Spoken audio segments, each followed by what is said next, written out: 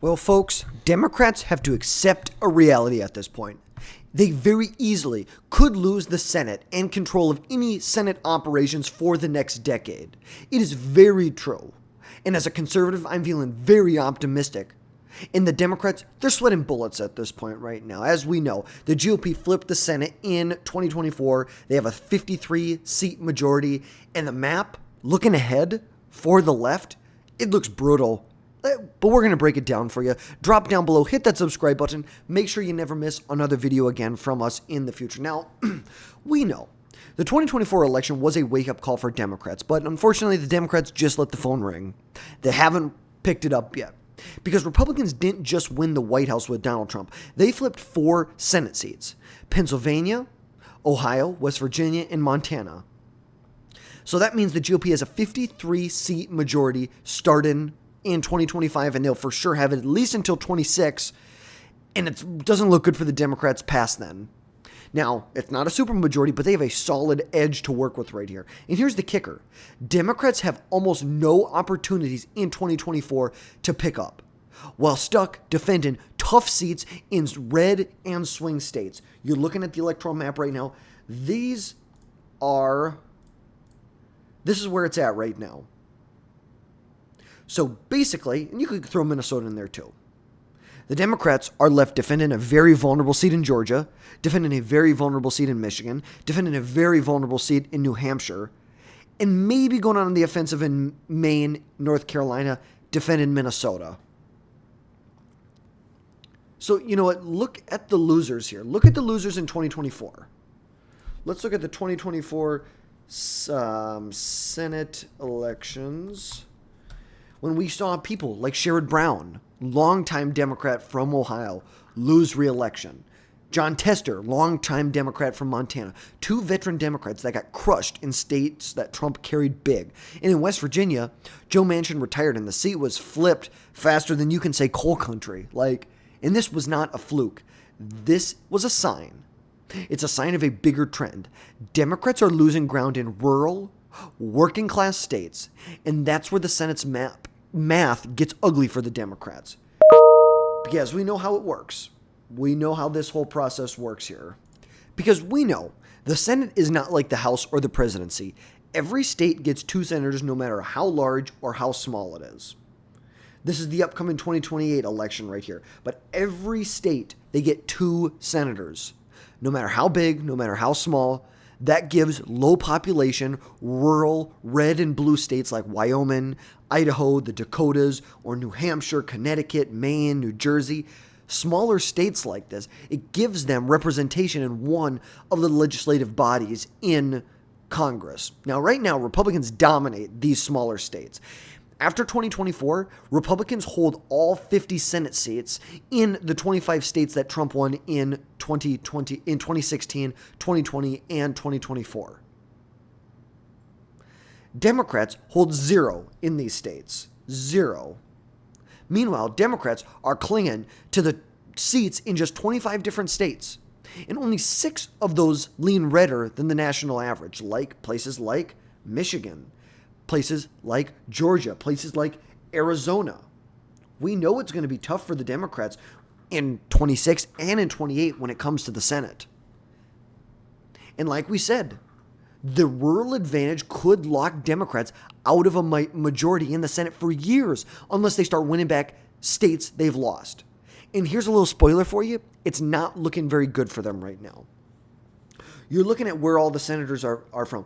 You know, you used to have a time when Democrats were more competitive in places like Ohio, West Virginia, Montana, Kentucky, Arkansas. They're just not. They are not competitive there anymore. Because fast forward to 2026, the next big Senate battle, the midterms, are usually rough for the president's party. And with Trump in the White House, Democrats could be on defense again, even though it's going to be a rough year for Republicans, most likely in the midterms. Because the 2026 map, it is a nightmare for them. Republicans are defending 21 of the 34 seats up for grabs, but most are safe red states like Alaska and Texas and Oklahoma and Nebraska, and South Dakota. Meanwhile, the Democrats are having to protect states like Georgia, where they have a very vulnerable Democrat, and Michigan, where they have a very vulnerable Democrat, or they don't have an incumbent now, and then New Hampshire, same thing, they don't have an incumbent there. And so the pickup chances for the Democrats are very, very slim. The only place that they could really, two places they can go on the offensive is in Maine's Susan Collins is the only GOP senator in a blue state that's up for re-election. And as we know, we've talked about it many times on this channel, Susan Collins has fought many, many tough elections. She knows how to win in Maine. Let Susan Collins continue to win in Maine because she will win re-election. I am not worried very much. But this is a place Democrats could go on the offensive. But then you look at North Carolina with Tom Tillis in a battleground state. Trump did just win it by 3 points in 2024, but ultimately we know Tillis is not very popular with the Republicans in the state. That could be really the only place Democrats could go on the offensive where you could have a good Democrat candidate in Roy Cooper who could potentially win that seat there. Now, the best case for the Democrats, they pick up Maine, they hold on to New Hampshire, Michigan, Georgia, Minnesota, and they pick up North Carolina. Like, that's the best case scenario for the Democrats. It does not get better for the Democrats than this. So the worst case scenario for the GOP, or the best case scenario for the Democrats, is the Democrats get to 49 votes. But it is very easily, with a good first 2 years of Trump's term, good, strong quality candidates that are well funded, very easily, Maine could be held on by Susan Collins. North Carolina will hold out. Georgia, I truly believe if Brian Kemp jumps in this race, this is a Republican state. If Chris Sununu jumps up here in New Hampshire, Republicans are going to win this. Michigan, I right now am kind of a tilt blue on this, and it kind of depends in Minnesota on what the Democrats and what the Republicans do, but I'm lean blue right now. But ultimately, this still gets the GOP to 55 seats. So either way, the Democrats are not getting a majority. Whether best case or worst case scenario, they're not getting a majority. And let's take a sneak peek at 2028. You can look up, and we're going to want to you look at 28. Are they not going to have 28 Senate on here? I don't think they have the 28 Senate. Nope. But in the upcoming Senate election in 2028, it doesn't look any better for the Democrats. Let's see. Like we said, Republicans will be defending seats in states like North Carolina and Wisconsin, which are battlegrounds, sure, but that have been trending redder and redder the last couple cycles. In Democrats, they're stuck defending places like Georgia. You're going to have Raphael Warnock up for re-election.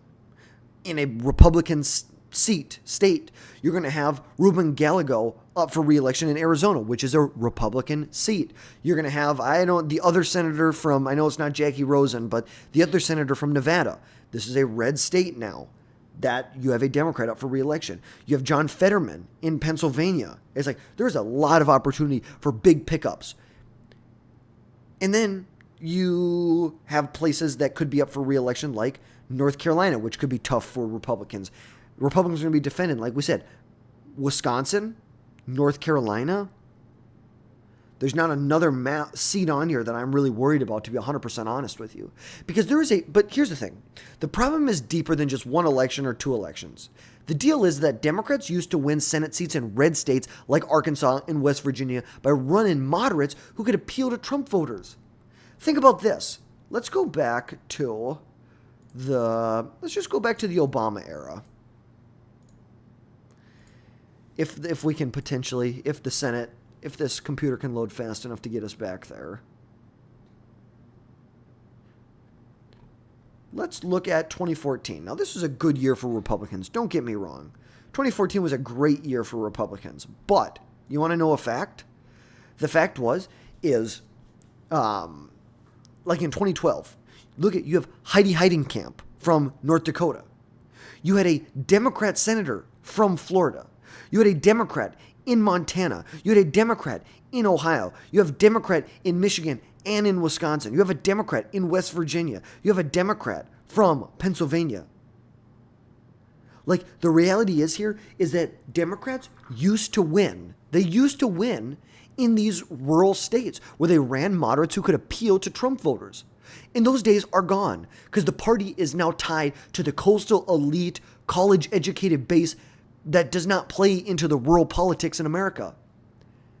Just for the same reason, I think that it would be disastrous for the Democrats to run someone like a Gavin Newsom or Kamala Harris in the 2028 race. You're going to tell me that Gavin Newsom, this West Coast leftist lunatic, is going to be winning in places like Nevada, Arizona, Georgia, North Carolina?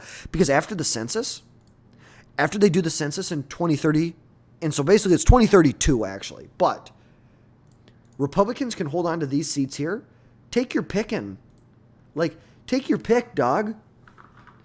All we need is one of them. And then after 2030, it's over. Because then the Republicans just picking up those seats. The Republicans don't even need to win. After the 2030 census, the Democrats can win Michigan, Wisconsin, Michigan, Pennsylvania, and they're still going to lose the election.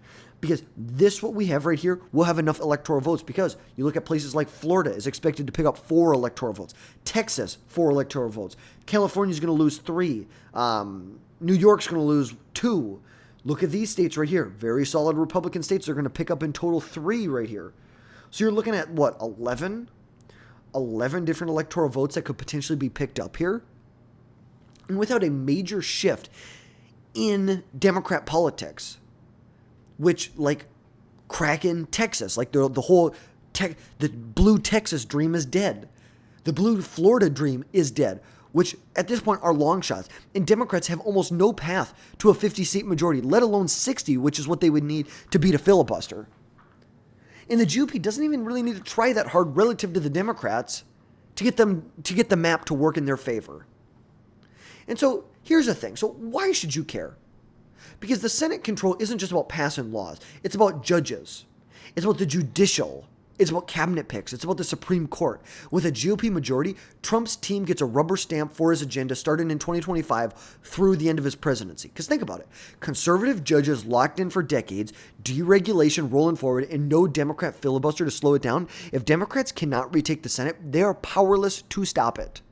And here's the gut punch. Even if they win the White House in 2028, a GOP Senate, which is most likely to remain in GOP control regardless of what happens in 2028, would 100% block nominees and grind a Democrat president to a halt, just like they did with Obama in 2014.